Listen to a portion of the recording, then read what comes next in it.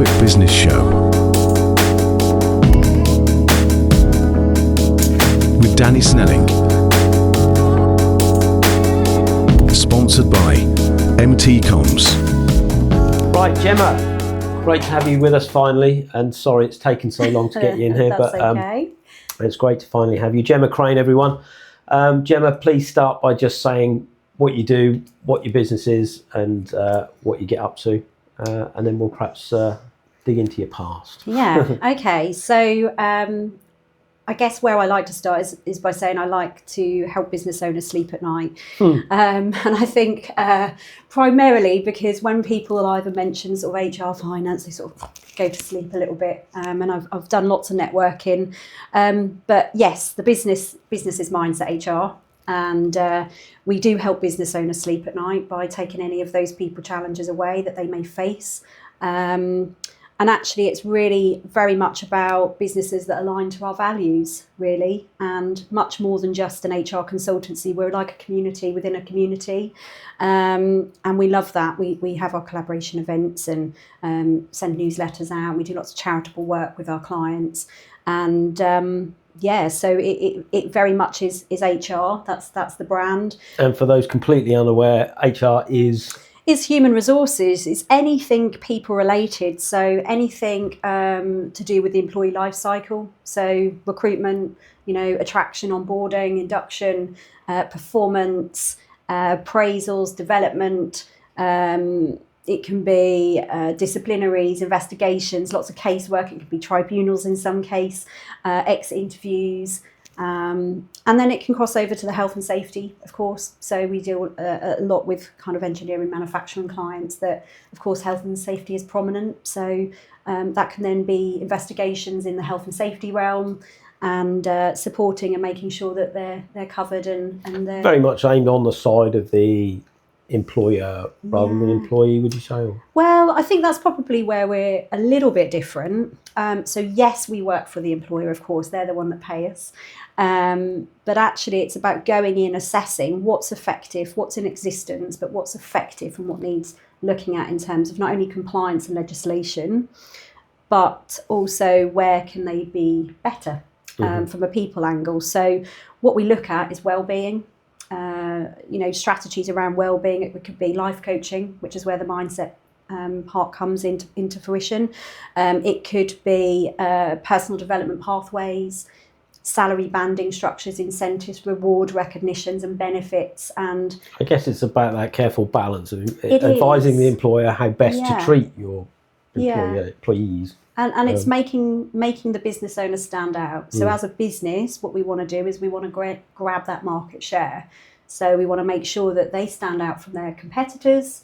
And by doing that is fundamentally about the people that you've got within their business being happy, being productive, performing, being well, but also having the same values. So we do a lot of values work, a lot of cultural work. What do you want to be known for internally by your staff, but also what do you want to be known for by your clients and how do you want to make them feel? And that's very much why we've now sort of branched into the EQ, emotional intelligence EQ workshop world to make businesses stand out from that angle as well.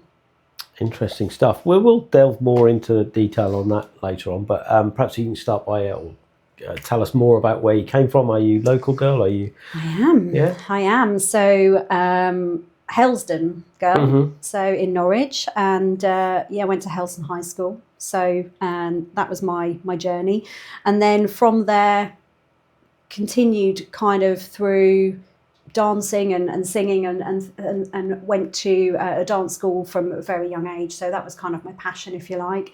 I always had the dream of being a pop star. Like I think many do if you're in that field, and was very lucky to have been able to do a lot of trips and experiences around that. I didn't go to sixth form or college. I did some bits and pieces at college when I left school. My mum was a single parent, so she was very encouraging in terms of go and get your sixth form, go and do college. But actually what I really wanted to do was get out there and work and support the family home and keep a roof over our head, which was very difficult at that time. Yeah, it's you may have seen some of the episodes before. I always like to ask, what were your parents like? Because I think it does mould anyone into what they are, doesn't it? And certainly, if things were difficult for her, it perhaps made you have that right attitude to perhaps just work hard to support your friends and family, isn't it? But, yeah, absolutely. So no sixth form, no uni, but it was your goal to be famous. And I know you've got a story about. I always like the story about Kylie Minogue. Yeah. So I was part of a retailer many years ago, sales retailer that unfortunately is no longer around, Phones for You, and absolutely loved the experience. And I was HR there, of course, and had an opportunity to do like a Phones for You factor, if you like. And it was a whole audition process. It was just like you would imagine the X Factor being. They took you into a room, there was a panel, there was thousands coming through the door. You had to do the dance, the singing, or whatever I was going to do, and then got through to the next stage. We then had a residential of rehearsals, so we did like 3 weeks of rehearsals at the NEC in Birmingham. And at that time, they were setting up for the sales conference to happen, and we were fundamentally going to be the act, along with all the others that had got through. Well, they're not just being cheapskates, using employees. I know, absolutely. And do you know what? It's so interesting how much talent is in an organisation. Like, you don't always see. So that was the benefit of it. So you got to see people playing guitars and drums and, magic and comedy, and all of these things were coming out of the bag. And we're like, oh my God, we never knew that about you. Yeah. So, and a lot of people didn't know that about me. Obviously, I was the HR manager for this particular region, but we were going national at this point. So it was hard because I was showing a different side to Gemma, but a passion of mine. And I did the Kylie tribute. And whilst I was singing along, unbeknown to me, the lady walked out herself. So I thought it was a lookalike. I was like, whoa, this is mad.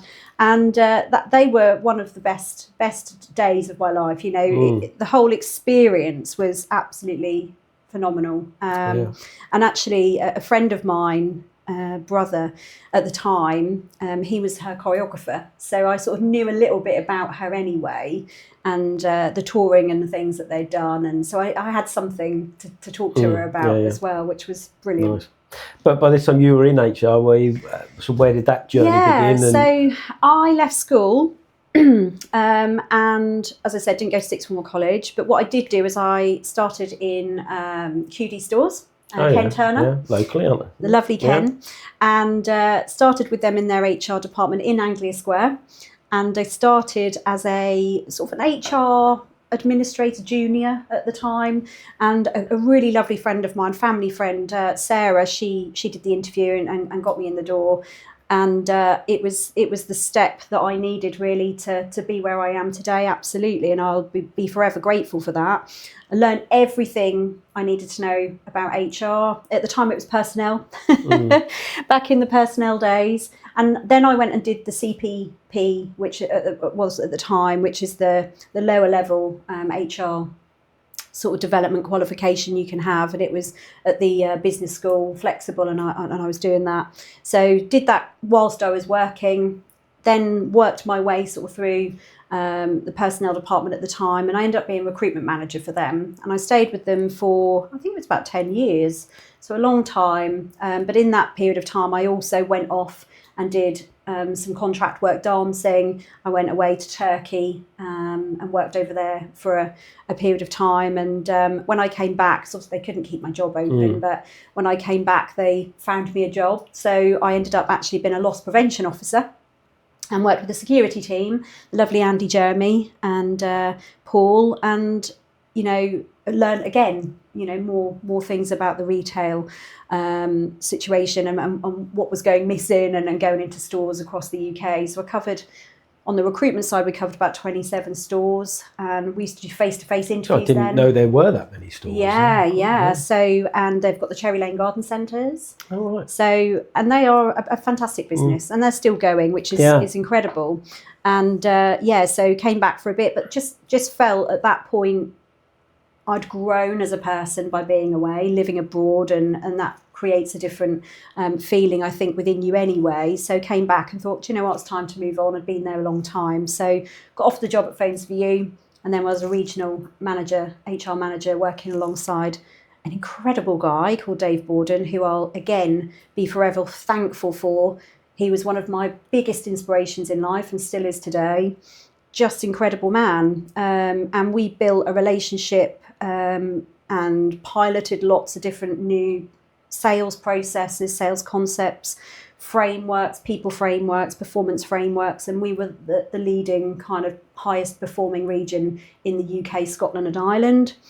And then we ended up rolling out those processes across all of the areas across the UK. So I then was going into other regions, doing exactly the same thing, challenging them, improving processes, frameworks, and getting them on a better performance level. And of course, then when Henry was, I think I was either pregnant or I just had him, and just got told on the news that Phones for You had gone. Yeah. And it just went overnight. That was sudden. The networks pulled their contracts. I think it was Orange and BlackBerry potentially. I can't remember now. So of course it folded Phones for You overnight, which was really sad. Wow. How many staff did they have at that point? Ooh. And were there HR contracts in? Yeah, doesn't matter when they go under. I mean, we were flying internally. We had, visions and values and journeys, and we had all sorts of digital processes in place. Even now, I would say they're a step ahead of a lot of places in terms of where they were at, because they were just so ahead of everything, so innovative. But they had a lot of staff, a lot of team, lots of stores all over the UK, and we were actually in Currys as well. So we've taken on the Currys PC World contract. So we had those as well. So that was a real shock to turn on the news, and then of course lots of people were ringing me. Did you know? All of those conversations. No, I didn't. No different to anybody else, and. So that was really sad. So that left me thinking, what next? I'm on maternity leave. And during that time, I set up a clothing business and had a clothing business. The brand is still there, actually. And I sort of, with Natasha, I've had this conversation about maybe getting it up and running at some point. But set up. Importing and... Yeah, so selling clothing. And I used to have house parties. I'd sell online. Post things out, but it got to the point where I couldn't literally post any more out. It was busy. I didn't want to be that mum that just didn't work really. I always wanted to be simulated in that sense, so wanted to be doing that, but that sort of ended, and then I found Pampered Chef. Have you heard of Pampered Chef? So I believe it's a Canadian company, and started working again. It's a multi-level marketing business, going into people's houses with products, a little bit like Tupperware was, I guess, back in the day. So did that for a bit, and during that process, they talked a lot about mindset, and we had lots of motivational speakers such as Tony Robbins and Eric Worre and amazing people on our calls, and that just sparked something in me to go, oh my God, this is amazing. Then went down The Secret by Rhonda Byrne's route, read the book The Secret, absolutely loved that, then built that into my lifestyle, and things were working. I'm thinking, wow, this is incredible. Is this real, this manifestation and vision and action boards, that kind of thing. Then I trained to become a life coach, because I just loved everything about what that meant, and ended up with a diploma of life coaching. Went back into the HR on a part-time basis to begin with. After Henry went to nursery, I was also single at this point, so I had to go back to work, and unfortunately had been sort of in a quite an mentally abusive relationship for about 10 years. So the mindset and the finding that support, that spiritual element of actually, you can create your own reality by what's going on up here is really paramount, and that really helped me build the strength to do what I needed to do there. And then went back to work part-time, worked for the NHS for a bit in their NSFT. Still doing HR. On a part-time basis. They offered me more hours, but it just wasn't for me really. I'm not. Public sector's a bit frustrating for me. That accountability, that consequence action piece is very difficult to pin down. And then from there, just went into another sort of full-time role and just, kept going. So I worked for Anglian Windows, worked for them for a period of time. New Look, so I was working for New Look across the UK again, and got made redundant from there because they changed their regions. It was like north and south. Can you cover the south? No. I don't want to be away from home any more than I'm away already with a little one. So came out of that, went to Anglian Windows. I've worked in the police and done contracts there.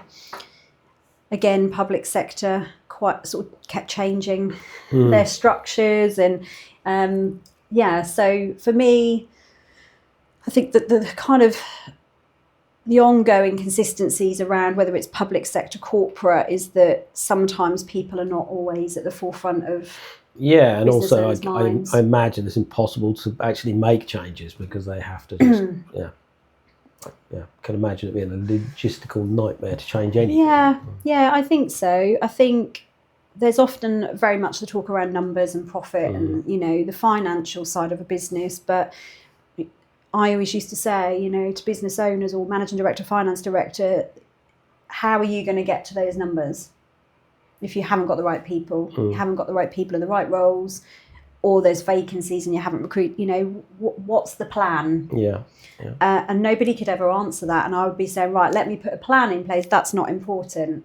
We just need to get to these numbers. And that was forever a treadmill that I was on that really frustrated me. So again, it's that values piece. What's important to you as a business owner and what's important to your team and your clients. And very much so, it comes back to people. You've got to know, like, and trust your people if you're a customer. You've got to like your people when you work with each other. You've got to be happy in your job, because if you're not, you won't be productive.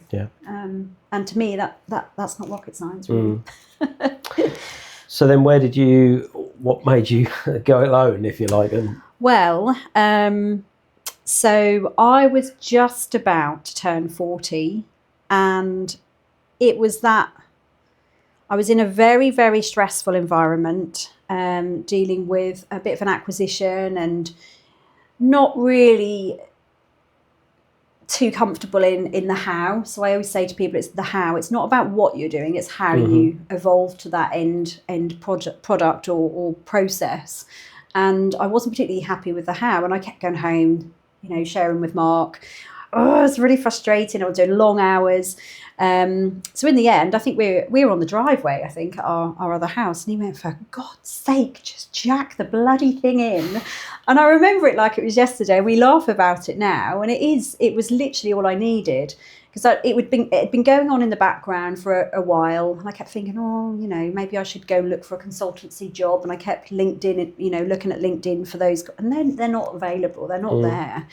And I always had the belief, even from a really young girl, that I was probably different in the sense that, I challenged the status quo a little bit. 9 till 5 has not always been my thing. I've travelled a bit and gone off and done things, and always felt that I had something in me that I needed to unleash.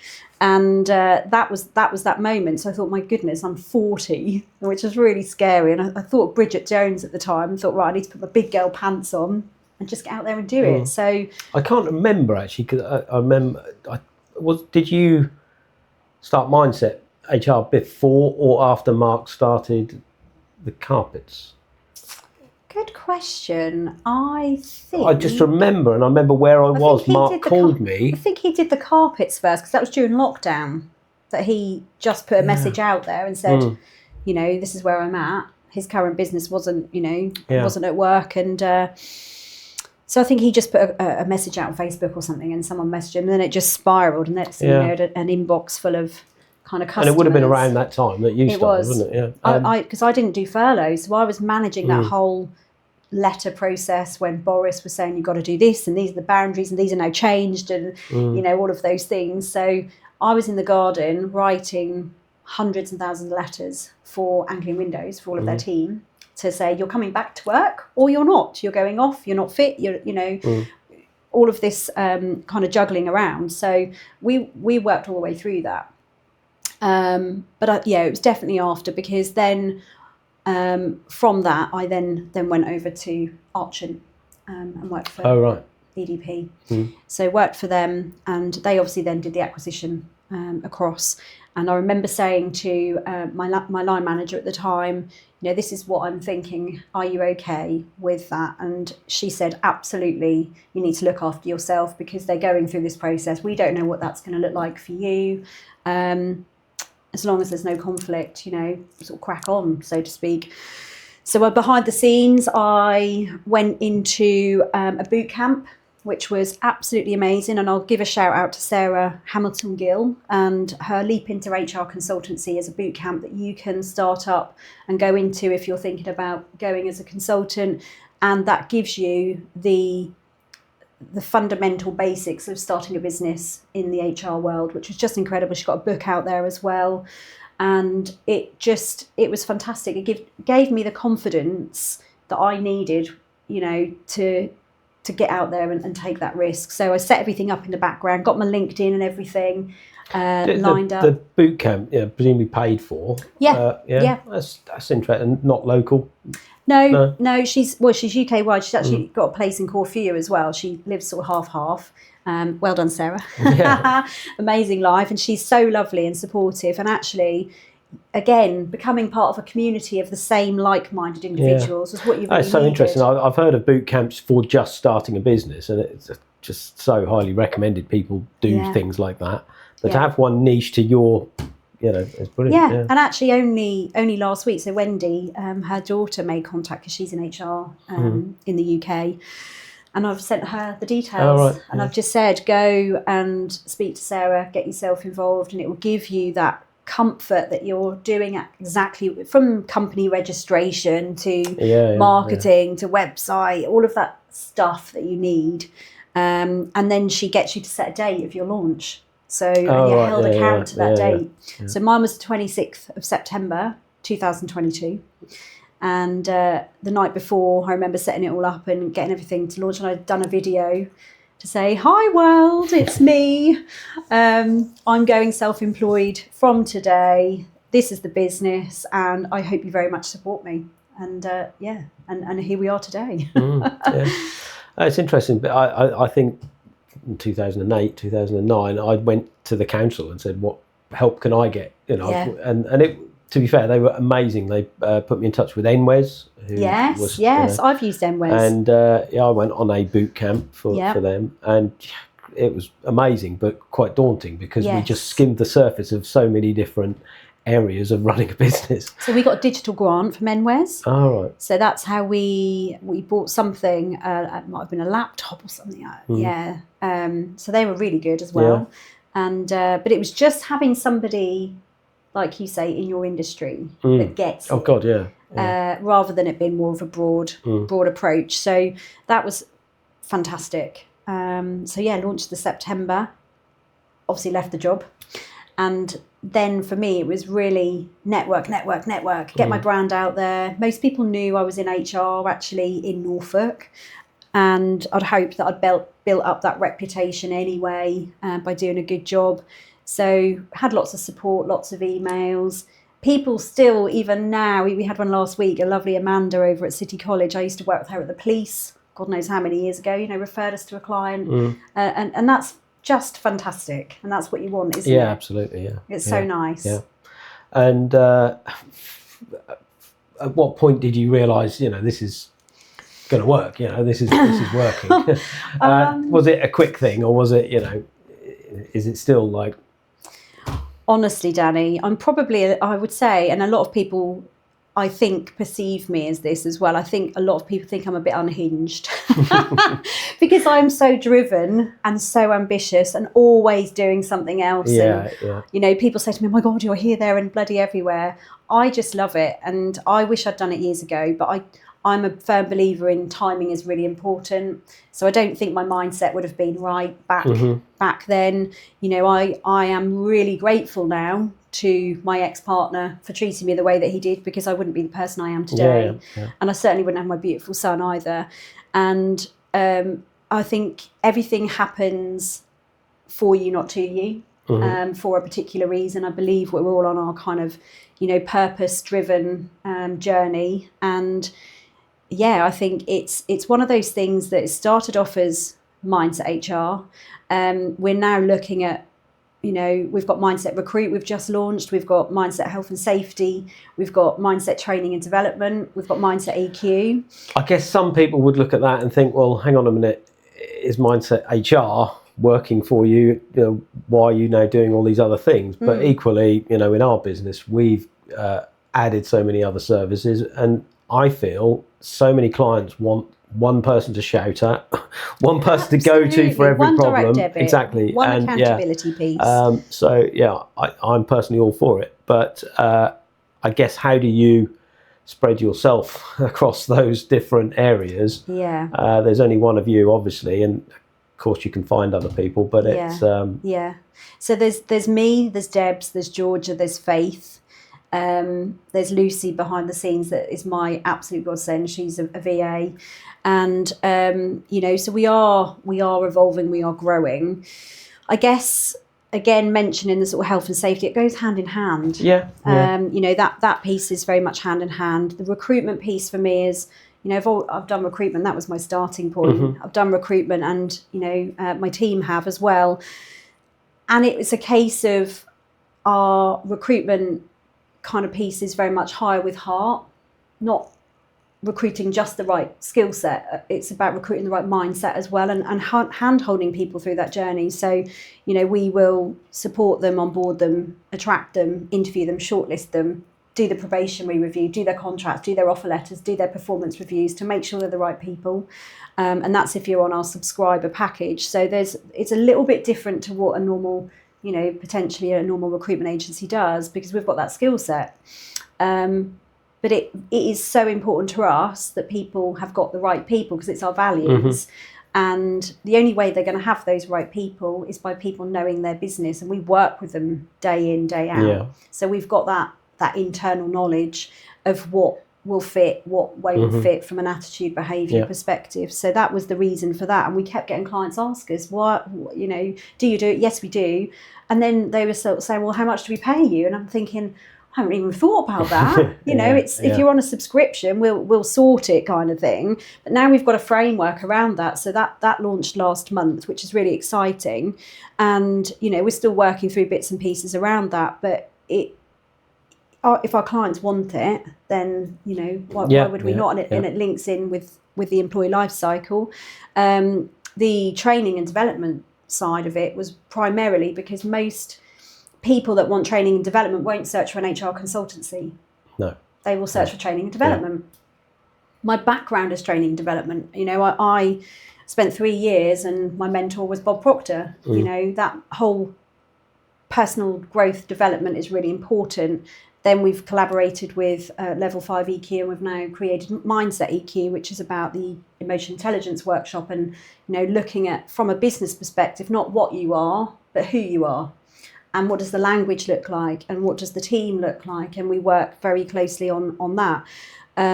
So it's gone from being Mindset HR, which normally is the in to the business, because they want the contracts, the references, the basics, if you like, the protection, the compliance and legislative bit.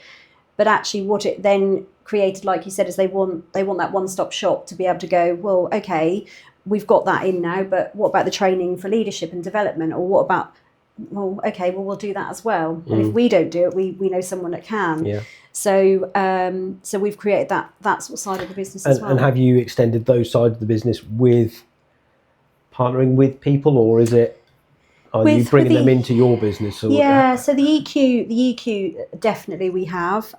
So they've come into the mindset HR piece.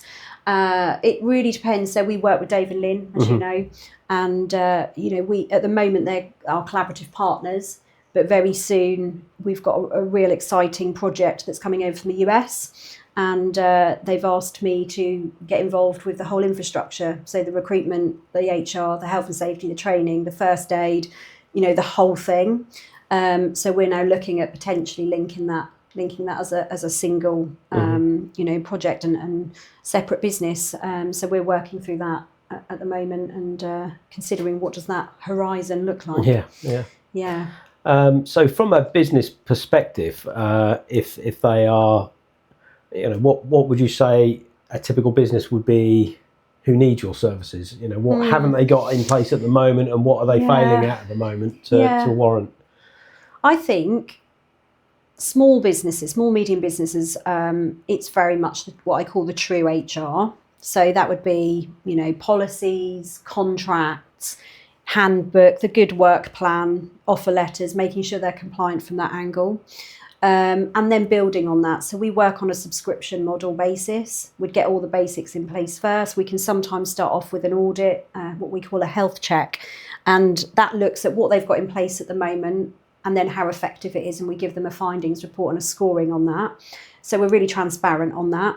Because I always say you don't know what you don't know. So there's no point me... Everybody thinks they're covered and everybody thinks they've got well, you don't know, do you? So we had one client in particular, thought they had everything in place. And then we started talking about right to work. So I'm like, what's that? I'm like, so you haven't got any ID from any of your staff? And they're like, no, there's 70 employees in. Christ. And I'm like, oh God. Oh God, yeah. It's frightening. But again, if you don't know, you don't know. So why would you think to mention that? Because you didn't know it even existed. So the health check is always the starting point for us because it gives us clarity and it gives them clarity on what they should have. Do you charge for that? Or we charge for that, or it's included in our platinum package. So it can be either or. And what we actually say to them is, you don't have to use us at the end of the health check if you don't want to. You can go off and take it somewhere else and use another consultancy. We don't mind. But what we want to do is make sure you're clear on what the risk is, what the fines could be, and what you haven't got in place. What you haven't got, what your staff need, what your team need, because it's important to protect them as much as it is the business. I always say to business owners, if you've got a vision and a goal, or if you haven't got a vision and a goal, how on earth do you expect your team to know what those objectives or visions and goals look like?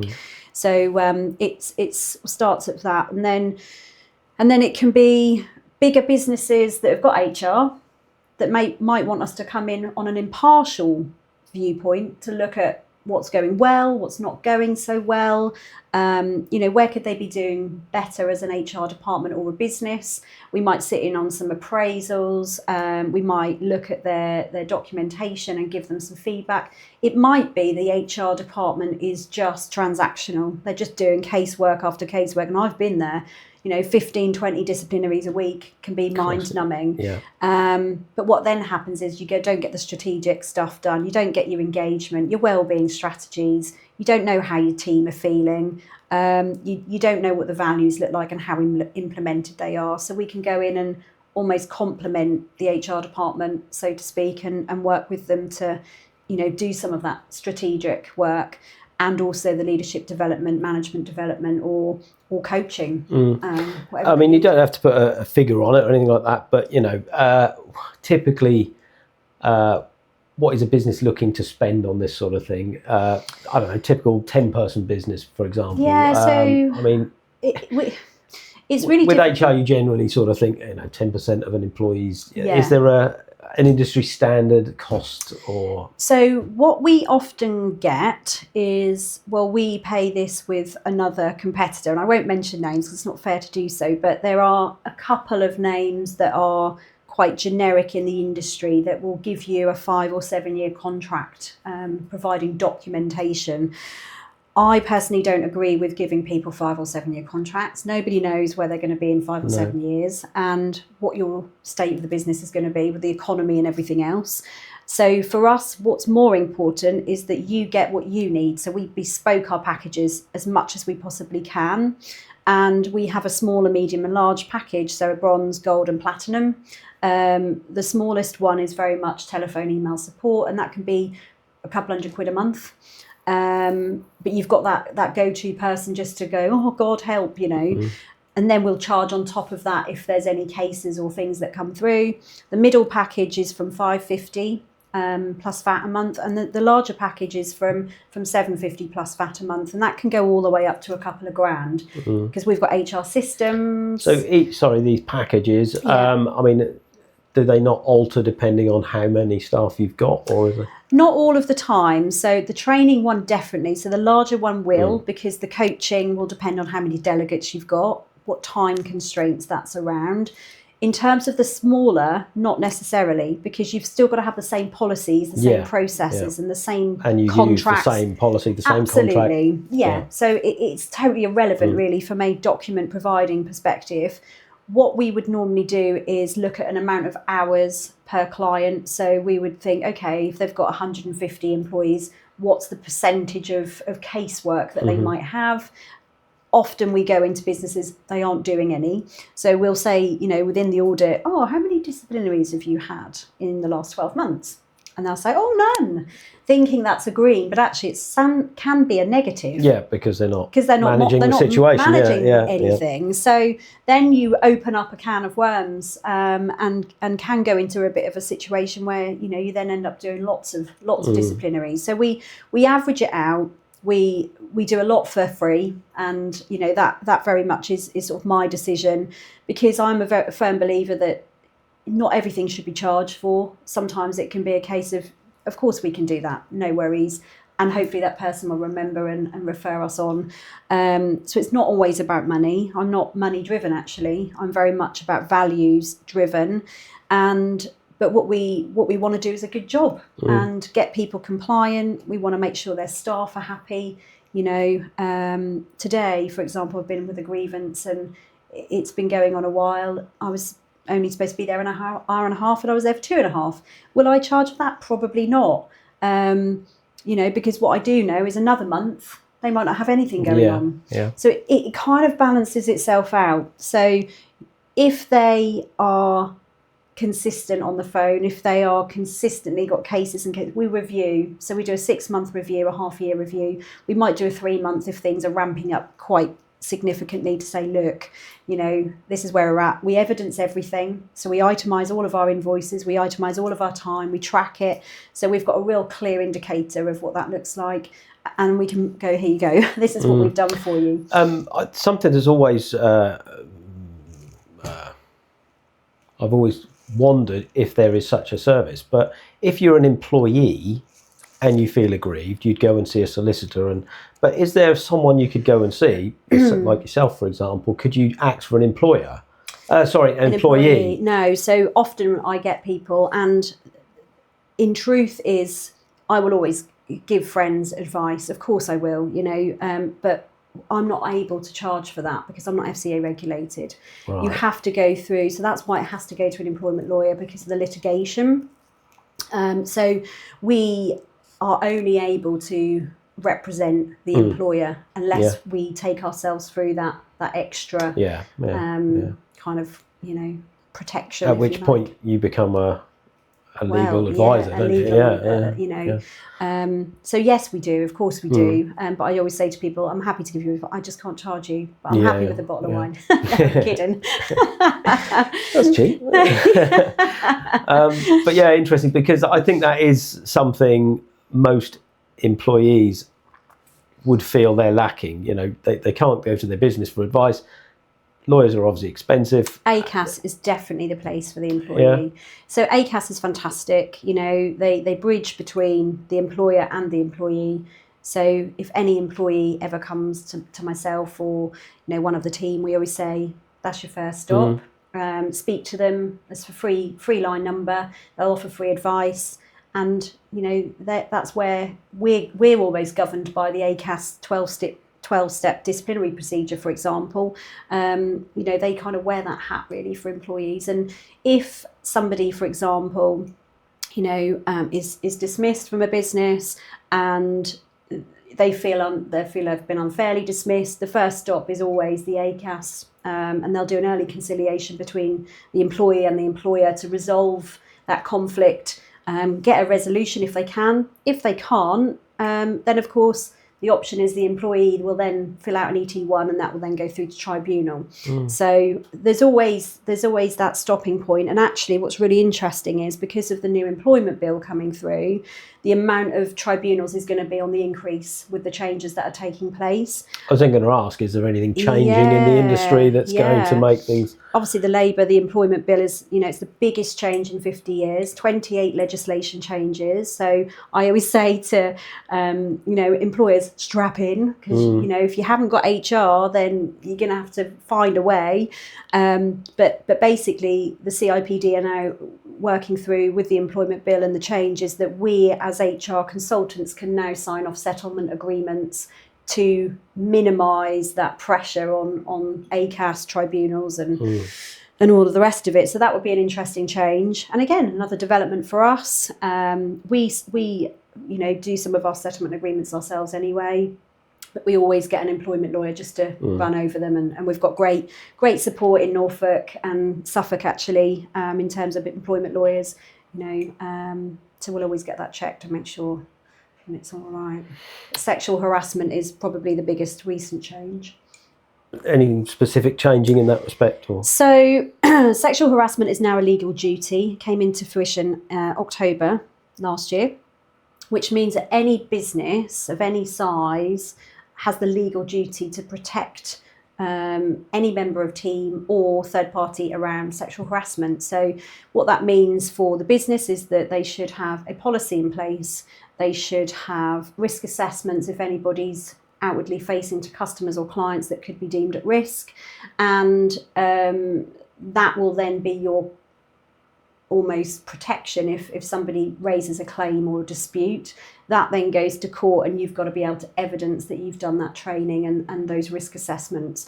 Is that any size business as well? Any size business, any turnover. And that's, that came. So we're doing a lot of that at the moment, and we can do that online and we can do it face to face, whichever you prefer. We've split it into two categories. We do one for senior management, board level senior managers, and then we've got another for the rest of the business.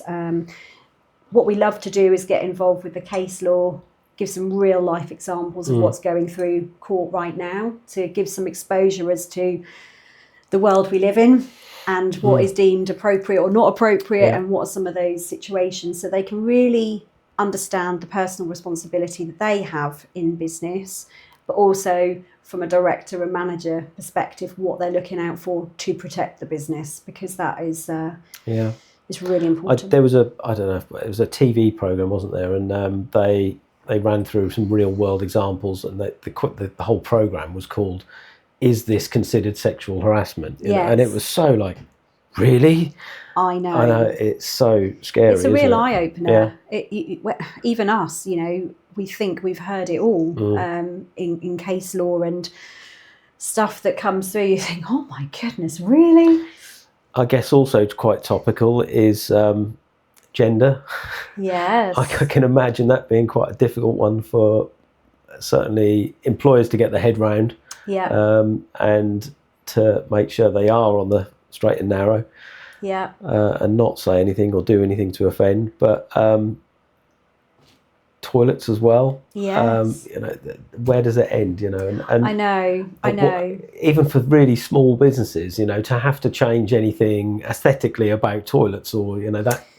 What I would say is, and I'm very open and transparent as I always am, is that I always say to business owners, just ring us and ask a question. I'd rather you ring us and ask the most strangest question than just try and push it under the carpet. Because what we can do is if we know about something, we can work with you and we can come to a solution. What we can't do is when the horse is bolted, then work backwards or try and come to some kind of solution once something's decision or whatever's been made. So again, one of our values is transparency for that very reason. And I'm very pragmatic. We've had the oddest conversations about such topic up in Manchester, one of our clients, and they were worried about rejecting a particular candidate. And I said to them, you've got to do what's right for the business. You've got to make sure you have got your evidence as to why you're not recruiting this person. So again, it's all about process. It's all about fair, transparency, equality. Make sure that you've got the scoring as you need it, and make sure that you are being, honest with that. Because if there's any doubt in there that you're not, that person will know. They'll feel it, and they will ask for that information. I mean, it's what is and isn't, what is and what isn't fair. So let's suppose, you look, obviously most people do it, most employers do it, but you'll look on their Facebook or something like that, and you'll see something on there that maybe thinks they're not the right candidate. Is that allowed? You've got to be a little bit careful. And again, it goes back to practice and process. So you should always have, your interview packs, which should have scoring criteria of evidence, because they are well within their rights to walk away and go, I want to see my feedback. I'm going to do a subject access request, and I want to see that feedback as to what you've scored me at. And I'll give an example. Many, many, many years ago, in a particular role I was in, we were working with multiple, locations, and one of the members of management had written twat on their interview pack. Now, that's not okay. And of course, he got reprimanded for that, a little bit of coaching. And the person who had been rejected had asked for a copy of that. Now, what do you think that they found? Is that justifiable in terms of whether they've got the right attitude, right skill set, right desire, competencies to do the job? Or is it just subjectively that person interviewing them that doesn't like them? Yeah. And that's where you've got to be really black and white with it. Is it just I don't like this person, or have I categorically got justification and rationale for making the decision I'm making? If you can comfortably sit in your chair at the end of the day and go, do you know what? I've marked all of those. I can sleep tonight knowing I've made those decisions. I think perhaps always the most controversial one is maternity leave. I guess most small businesses' biggest fear, I suppose. But there has to be in an employer's head when they're interviewing, for example, a young lady, and are they allowed to ask, are you thinking of starting a family? But I remember the story. A friend of mine told me that he had looked on their social media before interview process, and there was a picture of the candidate holding a early scan, and he couldn't afford to pay maternity leave, so he had to choose an alternative. And it's absolutely unfair to the candidate, but equally he could not afford it. He didn't have the money to afford to pay two people's wages for however long it is. So it is.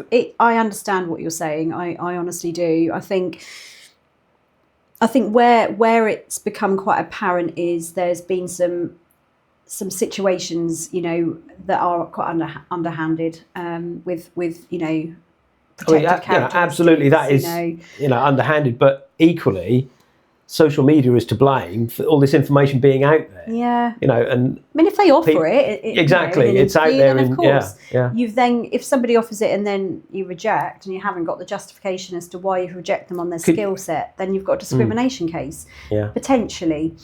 Because they could argue that you haven't recruited them because you told them, or I told them that I was pregnant, so therefore you're not recruiting me on those grounds. Unless you've got, like I say, those packs where you've scored them less Yeah, than the next yeah. person that you can evidence. Yeah. And that's where your packs come into their own, really. And again, we help the business write those from a role, from a level perspective. So you'd obviously have a different one for directors to operational, and if you've got a marketing agency, you might want marketing, and you'd have different questions that apply to different roles. Having job descriptions is really important. So, we're working with a lot of clients at the moment getting job descriptions in, because you would not believe the headache it can cause when a business grows so fast, but people are not sure on who does what, and the clarity within their roles. So it's causing friction, because we think that person should be doing it and not that person. Yeah. Again, equally from an employer's perspective, it's like, look, I haven't got enough work for you to do that. Do this instead. And no, I can't do that. It's not in my job description. Yeah. So it'll always be in there, but it'll be under like the other duties, or But it's making sure it is in there, isn't it? Absolutely, absolutely. So I think that is there a coverall? Anything your employer demands of you? Any other stuff? Yeah. You can put anything in them, but I think it's what's your responsibility as a person in your job. Who do you report to, and who are you managing? If you're a manager, who are you managing? So that you've got that, again, accountability. There's so many businesses that I speak to that don't have a clue on what their team are doing on a day-to-day basis. That is really scary. And when you talk about, we can't afford to have maternity, often that's because there's no process in place to actually make anybody accountable. There's no consequence. There's no job description. So actually, when you step into the performance appraisal arena, what are you managing them against? What are their objectives? What's the bigger goal? What's their role? So it all links. It all links together, and that's why I say that if you get all of those things right, it will have a positive output on your profitability for sure. Right, so where are we? So you're up and running now. You've been at it 3 years now, and it'll be. It'll be 3 years September, I think, that we've been trading. The business was registered the March, so 22. Yeah, so feels like it's been busy. It's been really busy. Well, it certainly seems to be going well from what feedback and people are saying about it. So onwards and upwards. Yeah. In terms of the other avenues, is there anything else on the horizon? Or? Not so much with the mindset HR. Our next focus. I mean, we won the Norfolk award last year, which we were really proud of. That was a complete surprise. We had no idea. We were even nominated, let alone we're going to win it, which was brilliant. And I sometimes prefer that, actually, because I'm not nervous about it then. Got sort of thrown up on stage thinking, oh God, what am I going to say? But I think more of that would be good. So that's probably our next step. I think as a business owner or as a person, it's really hard to get out there and say, I'm amazing, I've done this, I've done that, as a personal brand that we are to begin with. But now we've got the team, I want to share some of what they're doing and some of the wider things that we're doing with our clients. I want to be able to share that. So we might step into more awards and into more of those things, I think, coming up, and get some help and support with that. So I think that'd be really good. One of the things I do ask is, usually I like to ask is greatest achievement, but it must have been that award, but equally it's probably just yet to come, because greatest achievement personally for me would absolutely be the whole healing process that I went through. It was a 2-year process, like a roller coaster ride. That for me is probably my biggest achievement and has completely made me completely fearless. I used to give a damn about what everyone else thought about me when I was younger. And I used to always think, what would that person think? Oh no, I'm not going to do that. Now I literally don't care. And that's not me being careless. It's looking at the situation to go, are they going to pay my bills? Are they going to achieve my goals? Are they going to support, what is it? And often it's a deflection of how they're feeling themselves, I find, that pushback comes. As an example, the award after that, we were celebrated in many factors, but there was also some energy that I felt wasn't particularly positive. And that's really interesting. So I love the whole human behaviour piece, but I think the healing for me is definitely my biggest achievement, because I definitely wouldn't be here doing what I'm doing. Doing the Bob Proctor and working through that Toronto mentorship was fantastic. A huge self-investment in terms of financial as well. And I would do it again in a heartbeat. And I would recommend anybody else out there who is thinking about who you are, what is your identity if you've been through something. Definitely the personal development and growth piece is huge. Dive in and get in there, because it will make you thrive. And now I don't. I always say to people, it's no one else's. It's none of your business what other people think of you. And I live by that now, because we can all sit there and everyone will have an opinion of you or the business, but actually if you focus too much on that, you're taking away your time from everything else, aren't you? So I'd say the personal bit. Business wise, I think definitely the award was one to remember, because that was such a shock. So where do you see yourself in 3 to 5 years time, I guess, or do you plan that far ahead? Yes. So we've got some connections in Dubai. So we're in discussions around that at the moment. Henry's now launching into high school, so got to get him through high school, and potentially looking at opening another branch over there. Slightly different, more strategic, operational level. So not so much hands on deck. But what we've realised is often there's the support of doing the do, but actually that overarching strategic outlook on vision, values, culture, EQ, etc. is not often thought through particularly well. So we've had an opportunity which I'm going to grab with both hands and see where that goes. UK, I absolutely love.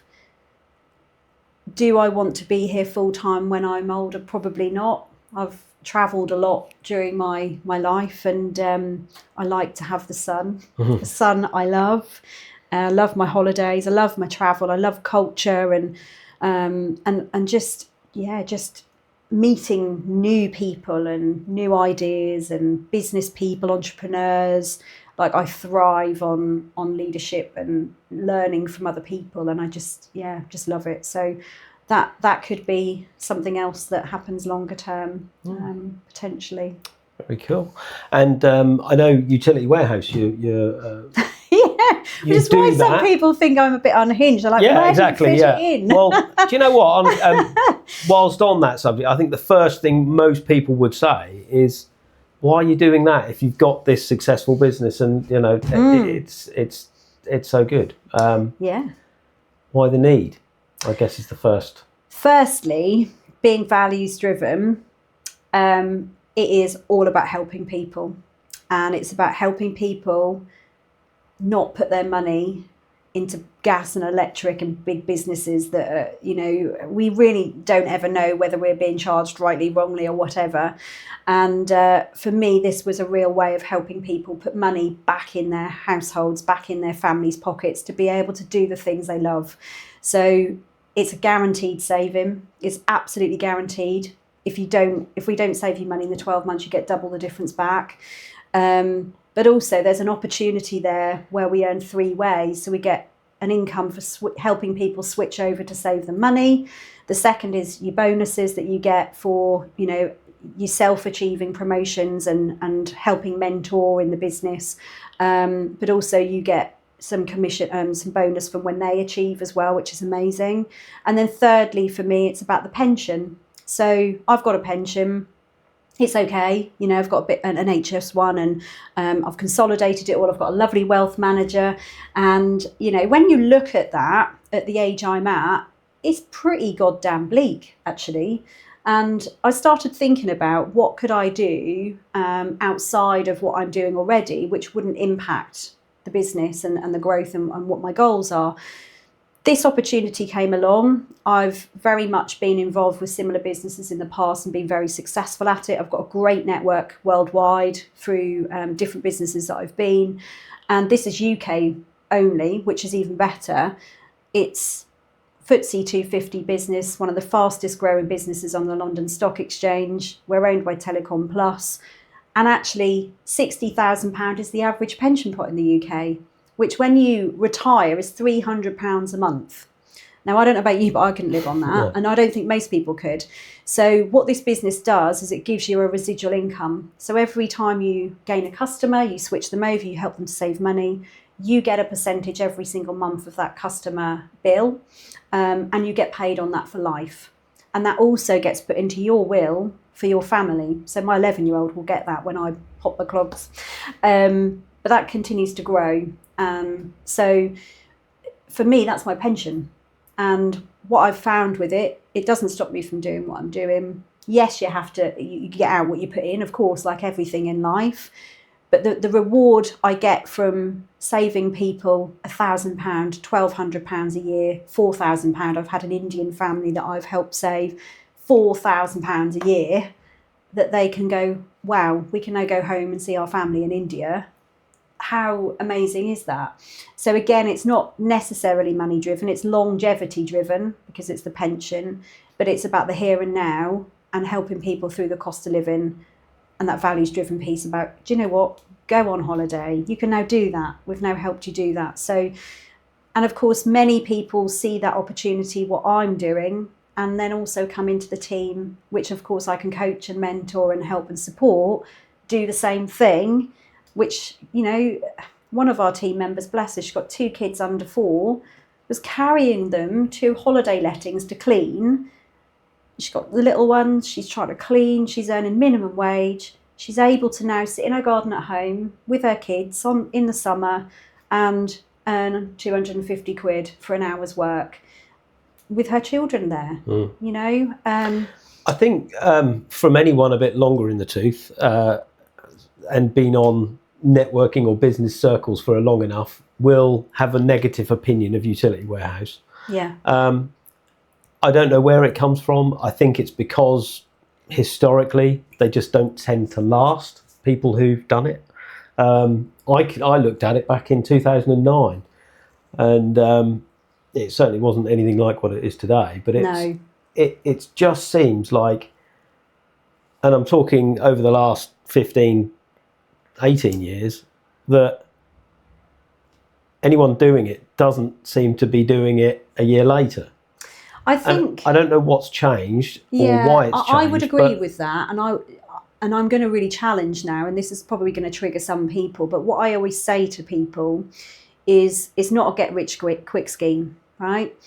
There's work to be done. Yeah, good, because they don't exist, do they? Yeah. It's never that. But what I often find is people that come out of it that say it don't work because they haven't done the work. They haven't done the work. They haven't put the time in. They haven't put the hours in. We have team members come in that think it's just going to fall in their lap. They have to speak to people about it. They have to open their mouth. They have to go through the training. We support, we train. The system absolutely works.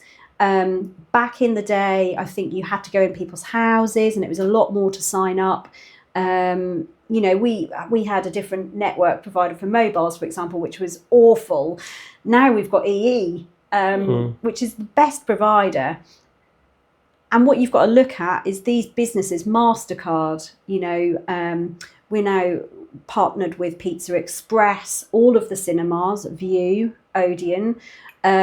These companies would not be associated with a business. I don't think anyone's denying the fact that it's, you know, reputable company now. You know, it's been about long enough to know that. I think it's more about the types of people that used to sell it. For want of a better word, a bit overbearing, a bit too full on. Yeah, maybe. Very much salesy. To the extent I think they were at one point banned from most B&Is, and it was. It is interesting. I think it's come a long, long way, and certainly I was introduced to it back in 2017. And the lady that introduced me was a police officer, and it's the only business that police can get involved in outside of their day job, and it's been signed off as that because it's helping people. But when I got introduced to it, it was still going into people's houses. I just didn't have time for it. And actually, I was with another product-based business worldwide, which was doing very well at the time as my side hustle, because I've always had one.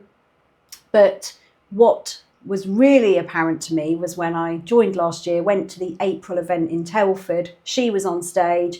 She's reduced her time down to 3 days a week in the constabulary now, and her residual is £16,000 a month.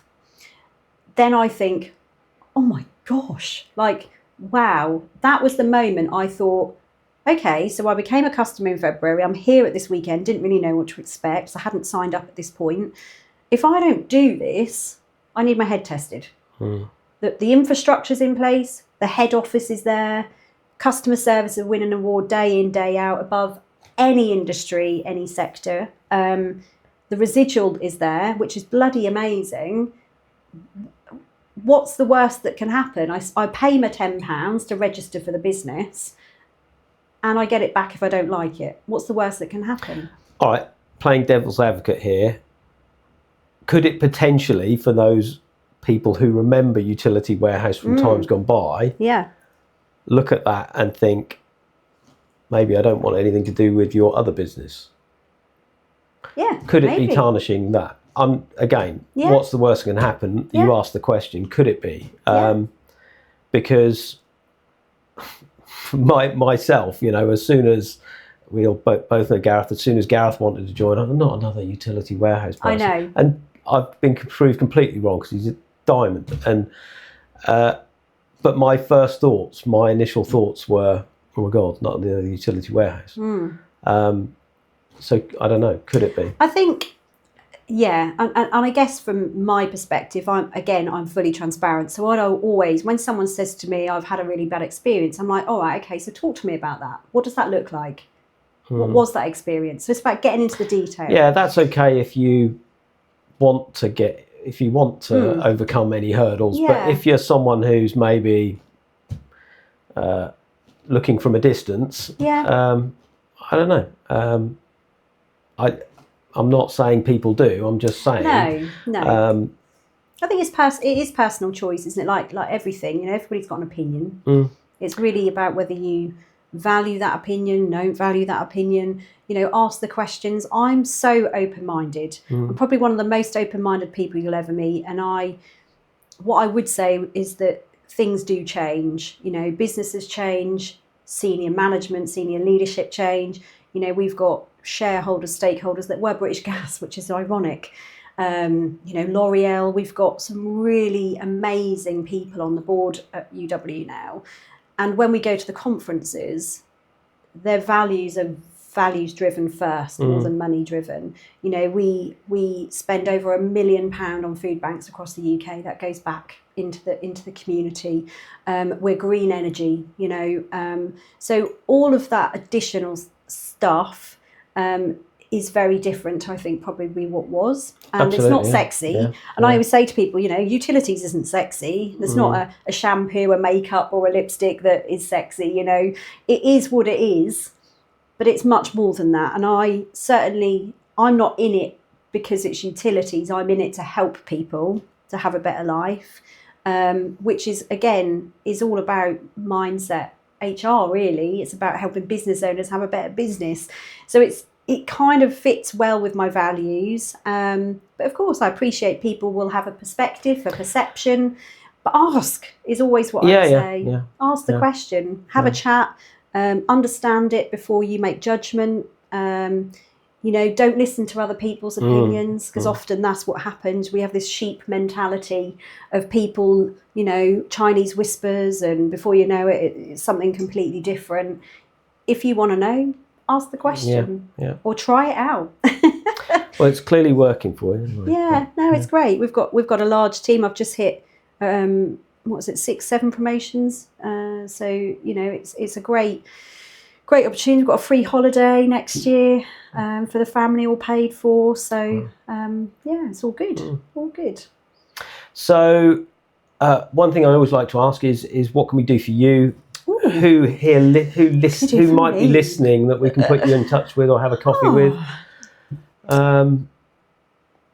Okay, good question. I wasn't ready for that really. Are there any businesses you'd like to have a coffee with, or owners of businesses? Or I am open to any industry, any sector really. It is very much about if you feel that something has resonated, I guess, with you today, and, reach out. I love going for coffee and a cake.